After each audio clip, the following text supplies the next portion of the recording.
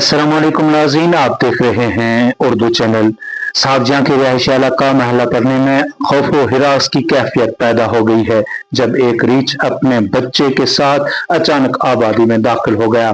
मुकामी लोगों का कहना है कि रीछ को देखते ही शहरी खौफजदा हो गए और घरों में महसूर होना पड़ा।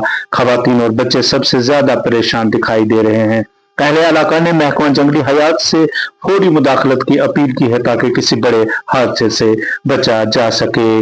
मुकामी शहरियों का कहना है कि महकमा अगर बर वक्त कार्रवाई करे तो लोगों के दिलों में बैठा ये खौफ खत्म हो सकता है।